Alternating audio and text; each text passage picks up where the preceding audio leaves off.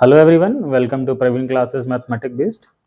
Last class में मैंने आपको कोवेलेंट बॉन्ड के बारे में पढ़ाया था, कार्बन चैप्टर के बारे में। आज मैं उसी को आगे कंटिन्यू करता हूँ, थोड़ा क्विक रिवीजन जैसा ये सीरीज है। तो मैंने कल आपको बताया था कार्बन के बारे में लास्ट क्लास में। कार्बन एक ऐसा एलिमेंट है जो नेचर में काफ़ी मिलता है। इसका एटॉमिक नंबर 6 होता है। अगर आप इसे जैसे 10th में हम 6 थे, इसे ब्रेक करने के लिए तो ये 2 एंड 4 में ब्रेक होता है। अगर आप आगे क्लास में जाओगे तो इसका इलेक्ट्रॉनिक कॉन्फ़िगरेशन निकालने आएगा। इलेक्ट्रॉनिक कॉन्फ़िगरेशन जो होता है वो इसका होता है 1s2 2s2 2p2। ये बहुत इंपॉर्टेंट चीज़ होता है। अभी तो आपको इससे उतना फर्क नहीं पड़ेगा, जब आप 11th-12th में जाएंगे तो यही सी चीज़ का इस्तेमाल करेंगे किसी भी एलिमेंट के प्रॉपर्टी को डिस्क्राइब करने के लिए। सेकेंड, कार्बन का जो एटॉमिक मास होता है वो 12.001 के अप्रॉक्स होता है और इसका जो स्ट्रक्चर होता है वो हेक्सागोनल होता है। स्ट्रक्चर अभी आप नहीं पढ़े होंगे, ये भी आपको नेक्स्ट क्लास में स्ट्रक्चर पढ़ने को मिलेगा कि किसी एलिमेंट का स्ट्रक्चर कैसा होता है। उससे उनकी प्रॉपर्टी डिस्क्राइब होती है, फिजिकल प्रॉपर्टी डिस्क्राइब होती है। कार्बन में जो कोवेलेंट बॉन्ड था, क्या होता है कोवेलेंट बॉन्ड मैंने बता दिया था। अब उसके प्रॉपर्टी क्या होती है, अगर एग्जाम में आता है what are the properties of covalent bond. तो कोवेलेंट बॉन्ड अगर किसी में होता है तो सबसे पहले चीज, कोवेलेंट बॉन्ड जो होता है वो आयोनिक बॉन्ड से कमजोर होता है। इसे तोड़ना आसान है as compare to ionic bond. बाकियों के कंपेयर में ये बहुत स्ट्रॉन्ग बॉन्ड होता है, बट आयोनिक बॉन्ड के कंपेयर में बहुत कमजोर होता है। और वीक होने के कारण इसका जो मेल्टिंग पॉइंट है वो बहुत लो होता है। मेल्टिंग पॉइंट लो होता है, इसका बॉइलिंग पॉइंट काफी लो होता है। तो इसका यही कारण था, क्योंकि आयोनिक बॉन्ड नहीं बना रहा। आयोनिक बॉन्ड क्यों नहीं बना रहा था, तो हम लोगों ने देखा था कार्बन और कार्बन के बीच में जो बॉन्ड बन रहा है उसके कारण इनमें कोई चार्जेस डेवलप नहीं हो रहे। अगर चार्ज डेवलप भी होता है तो वो पार्शियल होता है। तो इसमें कोई चार्ज नहीं है। अगर चार्ज होता तो प्लस और माइनस के बीच में एक फोर्स ऑफ अट्रैक्शन होता है। यहाँ पे वो चार्ज है ही नहीं, जिसके कारण यहाँ फोर्स ऑफ अट्रैक्शन क्या है, काफी कम है। और कम होने के कारण इनका जो इंटरमोलिकुलर फोर्स होता है वो काफी कम होता है।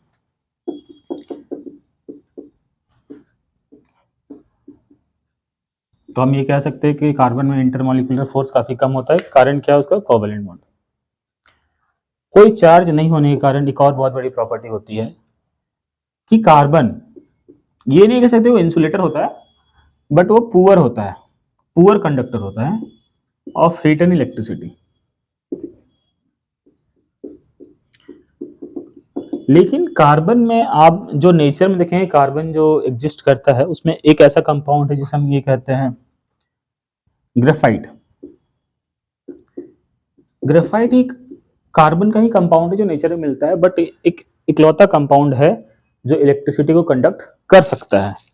ये कार्बन होते हुए ऐसा कर सकता है। आप जब इसका स्ट्रक्चर पढ़ेंगे तब आप देखेंगे एक बॉन्ड हमेशा खाली रहता है कार्बन में, जिसके कारण ये इलेक्ट्रिसिटी को कंडक्ट कर पाता है। कोवेलेंट बॉन्ड जो बनता है वो हम लोगों ने देख लिया था। अब कार्बन जो होता है वो नेचर में हाइड्रोजन के साथ रिएक्ट करता है और हाइड्रोजन के साथ रिएक्ट करके अपने आप को स्टेबल करने की कोशिश करता है। तो जब कार्बन हाइड्रोजन से रिएक्ट कर लेता है तो उसे हाइड्रोकार्बन कहते हैं। मैं उसे आगे डील करूंगा। कार्बन की दो प्रॉपर्टी और है। अगर आपसे क्वेश्चन पूछा जाए कि कार्बन नेचर में इतना क्यों मिलता है, ऐसा क्या प्रॉपर्टी उसमें, तो मैंने लास्ट क्लास में थोड़ा डिस्कस किया था। कार्बन की दो सबसे इंपॉर्टेंट प्रॉपर्टी होती है। सबसे इंपॉर्टेंट है केटिनेशन। केटिनेशन क्या होता है? केटिनेशन का मतलब होता है सेल्फ लिंकिंग प्रॉपर्टी। एक कार्बन दूसरे कार्बन से जुड़ सकता है और दूसरा कार्बन तीसरे से, दूसरे चौथा से, और ये जुड़ते सकता है। ये 100 से भी आगे तक जा सकता है। तो ये सेल्फ लिंकिंग प्रॉपर्टी को बोलते हैं केटिनेशन। ये प्रॉपर्टी और भी कुछ कंपाउंड में, एलिमेंट में देखने को मिलता है। जैसे कि आप देखेंगे कि सल्फर, सल्फर में भी एक प्रॉपर्टी है। सल्फर में आप देखेंगे कि आपके एग्जाम में एक क्वेश्चन आता है कि सल्फर कितने तक सेल्फ लिंकिंग कर सकता है। तो सल्फर जो है अप्रॉक्स 8 जो आपके इसके एलिमेंट होते हैं वो आपस में जुड़ सकते हैं सल्फर के। और इसमें आपको आएगा कि सल्फर का क्राउन स्ट्रक्चर तैयार कीजिए S8 का। तो क्राउन स्ट्रक्चर जो होता है वो देखिए, क्राउन स्ट्रक्चर तैयार करने का सबसे अच्छा तरीका है कि डब्ल्यू बनाइए और हर कॉर्नर पे एक एक डॉट दे दीजिए, इन्हें आपस में जोड़ दीजिए। इस डॉट के नीचे एक और दीजिए, इसके नीचे एक और, इसके नीचे एक और, इसको इससे जोड़िए, इसको इससे। ये S8 का स्ट्रक्चर है जो आपके एग्जाम में अक्सर आता है, इसे आप देख लीजिए। तो कार्बन और सल्फर और भी एलिमेंट है जिनमें एक सेल्फ लिंकिंग प्रॉपर्टी जिसे हम कहते हैं केटिनेशन, एक पहला प्रॉपर्टी था। दूसरा प्रॉपर्टी होता है टेट्रावेलेंसी, जो मैंने लास्ट क्लास में डील किया है।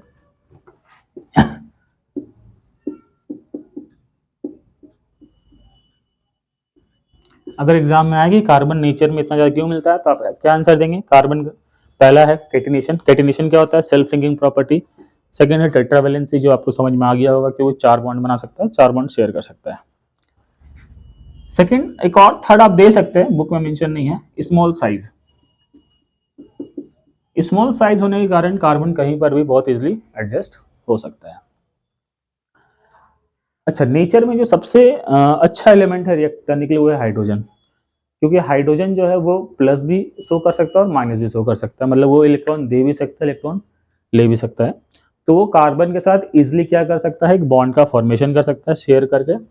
और इस चैप्टर में हमें वही पढ़ना है कि कार्बन जब हाइड्रोजन से रिएक्ट कर लेता है तो रिएक्ट करने का मतलब ये होता है कि कार्बन और हाइड्रोजन के बीच में एक कोवैलेंट बॉन्ड बनता है, और इसी को हम कहते हैं हाइड्रोकार्बन।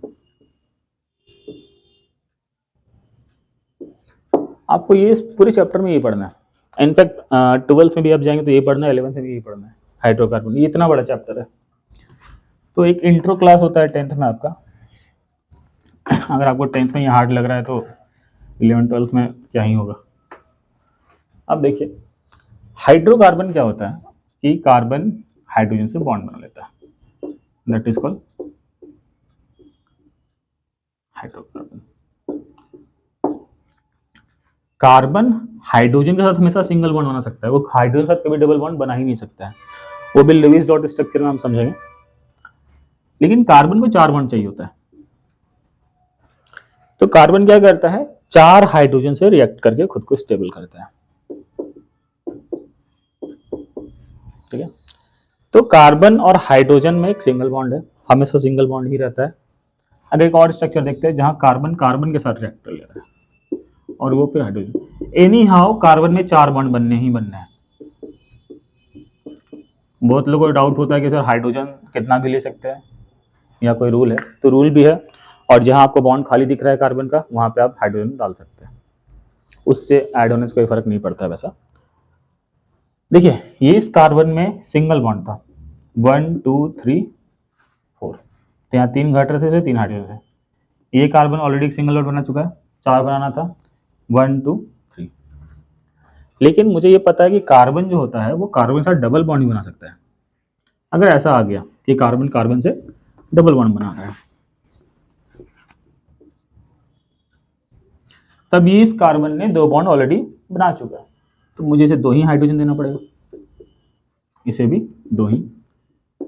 अब इसमें सबसे इंपॉर्टेंट चीज कि हाइड्रोजन को जो हम स्ट्रक्चर दे रहे हैं, ऐसा क्या हाइड्रोजन को हम सीधा स्ट्रक्चर दे सकते हैं? मतलब इसके जगह पे क्या हम ऐसा लिख सकते हैं? तो बिल्कुल नहीं, ऐसा नहीं हो सकता है। इसलिए स्ट्रक्चर पे खासा ध्यान दीजिएगा, क्योंकि बॉन्ड के बीच में रिपल्सन होता है, उसके कारण ये बॉन्ड इधर की ओर शिफ्ट कर जाते हैं। तो मैंने 2 ही हाइड्रोजन क्यों दिया? क्योंकि कार्बन ने ऑलरेडी 2 बॉन्ड बना चुका है, एक कार्बन 4 बॉन्ड बना सकता है। तो 1 2 3 4, इस कार्बन को देखते हैं, 1 2 3 4, ये स्टेबल हो गया। अगर कार्बन कार्बन के साथ 3 बॉन्ड बना सकता है, तो ये ऑलरेडी 3 बॉन्ड बना चुका है, तो इसमें एक बॉन्ड बनाने का और जरूरत है, तो ये क्या बना देगा? हाइड्रोजन। सेम चीज इसे भी क्या बनाना होगा? एक हाइड्रोजन। तो हम लोगों ने अभी जो देखा है, अगर कार्बन एक सिंगल बॉन्ड बना रहा है तो इसका स्ट्रक्चर ऐसा हो जाता है। मैं इसका नेमिंग नॉमेनक्लेचर भी सिखाऊंगा कि इसको नेमिंग कैसे करते हैं, बहुत आसान है। ये 3 पॉसिबल स्ट्रक्चर होते हैं कार्बन में। एक चौथा पॉसिबल स्ट्रक्चर क्या होता है? जब कार्बन एक रिंग बनाता है, एक कार्बन दूसरे जुड़ा हुआ है, वो तीसरे से, तीसरा चौथे से, चौथा पांचवें से, पांचवें छठे से, और छठा फिर पहले से। एनी हाउ अगर कार्बन एक रिंग बना देता है, जैसे ये भी एक रिंग हो गया, तो इसे हम कहते हैं अराइल, अराइल कार्बन। और ये होता है अल्काइल और ये होता है अराइल। अल्काइल कहा जाए तो कार्बन हमेशा सिंगल स्ट्रेट चेन में रहता है या ब्रांच रहता है, साइक्लिक नहीं होगा। अगर साइक्लिक हो गया दैट इज कॉल्ड अराइल। ठीक है, तो आपको जब पढ़ाऊंगा आगे तो ये बताऊंगा कि इसे अल्केन कहते हैं। ठीक है, इसमें एन वर्ड ध्यान दीजिएगा, इसे अल्कीन कहते हैं, इसे अल्काइन कहते हैं। देखिए मैंने यहाँ कुछ नाम को मैंने ये किया है। ठीक है, ऐसा इसलिए एन जो है वो सिंगल बॉन्ड को दिखाता है, इन डबल बॉन्ड को शो करता है, वाइन ट्रिपल बॉन्ड को शो करता है। इतना तो आप जानते होंगे, अब दिसंबर है तो पढ़ चुके होंगे। तो ये 3 टाइप के कार्बन होते हैं। इसमें एक चौथा कार्बन होता है साइक्लिक। तो हाइड्रोकार्बन का क्लासिफिकेशन किया जाए अगर क्लास 10th के लेवल पे,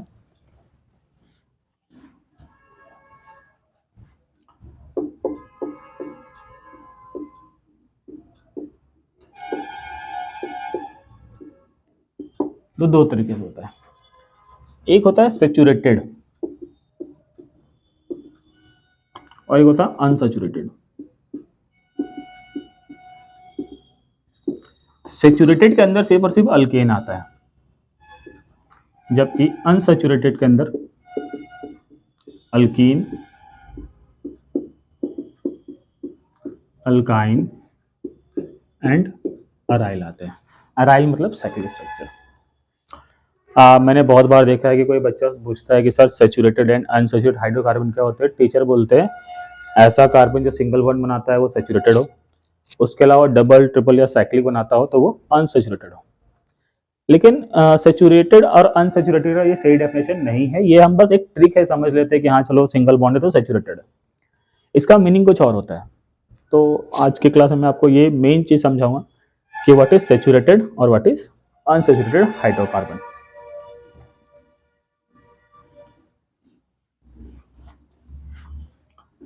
तो बैकग्राउंड नॉइस को आप लोग इग्नोर कीजिएगा, थोड़ा ज़्यादा होता है अब यहाँ पे। देखिए सेचुरेशन का मतलब क्या होता है। 2 केमिकल लेते हैं क्योंकि हाइड्रोकार्बन भी एक केमिकल है। जैसे कि एक मैं सिंपल एग्जांपल देता हूँ, वाटर। वाटर के अंदर आप चीनी घोलते हैं, शुगर। आप 1 मग पानी में आप कितना शुगर घोल पाएंगे, उसका एक लिमिट होगा। वाटर का जो मैक्सिमम कैपेसिटी होता है शुगर को अपने अंदर डिसॉल्व करने का, अगर वो उतना डिसॉल्व कर चुका है, मतलब कि वाटर ने मैक्सिमम शुगर को डिसॉल्व कर रखा है, उसके आगे और वो डिसॉल्व नहीं कर पाएगा, तो हम उसे कहते हैं सैचुरेटेड सॉल्यूशन। मतलब इसमें और अब डिसॉल्व पॉसिबल नहीं है at a normal temperature pressure. Temperature pressure में वेरिएशन करके सैचुरेशन लेवल को बढ़ाया जाता है। आप देखते ही होंगे कि मिठाई के लिए जब चीनी का रस बनाया जाता है तो टेम्परेचर दिया जाता है नीचे, और हल्के से पानी में ज़्यादा पानी चीनी घुल सकता है। But at normal temperature pressure her liquid का अपना एक कैपेसिटी होता है कि कितना चीनी वो घोल पाएगा। लेकिन अगर वो जितना घोल सकता है उससे थोड़ा कम ही घोला है, मतलब उसके पास और कैपेसिटी है कि वो और शुगर को अपने अंदर घोल सकता है, इसका मतलब ये एक अनसैचुरेटेड है, इट इज अनसैचुरेटेड हाइड्रोकार्बन। जबकि ये सैचुरेटेड है, सॉरी हाइड्रोकार्बन नहीं होगा, बस ऐसा ही दे रहा हूँ। शुगर भी एक हाइड्रोकार्बन है बट ऑक्सीजन आ जाता है इसमें। तो सैचुरेशन मतलब कंप्लीट जो अब डिसॉल्व कर चुका है, अनसैचुरेटेड जो और डिसॉल्व कर सकता है। हाइड्रोकार्बन के केस में देखते हैं इसे। देखिए कार्बन जो होता है वो अपने साथ मैक्सिमम कितना हाइड्रोजन ले सकता है। तो ये कार्बन अपने साथ 4 हाइड्रोजन ले सकता है। जैसे कि अगर मैं एक और कार्बन लगा दूं, अगर 2 कार्बन लेते हैं तो ये अपने साथ मैक्सिमम 6 कार्बन ले सकता है, 6 हाइड्रोजन ले सकता है। लेकिन अगर मैं इसमें डबल बॉन्ड लगा देता हूं तो इस डबल बॉन्ड के कारण इसके 2 हाइड्रोजन को हटाना पड़ जाएगा। मतलब ये 2 कार्बन मिलकर अपने अंदर 6 हाइड्रोजन को डिसॉल्व कर सकते थे, but due to the presence of double bond it can only dissolve only 4 hydrogen. मतलब कि इस कार्बन की अभी भी और कैपेसिटी है अपने अंदर हाइड्रोजन को बॉन्ड बनाने की, जबकि ये मैक्सिमम बॉन्ड बना चुका है। तो अगर कार्बन सिंगल बॉन्ड बना रहा है, इसका मतलब वो मैक्सिमम हाइड्रोजन को अपने अंदर ले चुका है। तो सिंगल बॉन्ड वाले को हम क्या कहेंगे? सैचुरेटेड। अगर कोई कार्बन डबल बॉन्ड बना रहा है या ट्रिपल बॉन्ड बना रहा है, इसका मतलब कि उन बॉन्ड्स को तोड़ के वो और हाइड्रोजन को अपने अंदर ऐड करने की कैपेसिटी रखता है, इसलिए उसे कहेंगे अनसैचुरेटेड हाइड्रोकार्बन। तो आज की क्लास में मैंने आपको बस थोड़ा सा आगे बढ़ा दिया सिलेबस को। नेक्स्ट क्लास में आपको मैं नॉमेनक्लेचर सिखाऊंगा, अल्केन, अल्कीन, अल्काइन के फॉर्मूला क्या होते हैं और उससे कैसे क्वेश्चंस आएंगे वो मैं आपको डील करते जाऊंगा। अगर आपको ये वीडियो पसंद आया तो लाइक कीजिए, सब्सक्राइब कीजिए, एंड कोई डाउट है तो कमेंट कीजिए।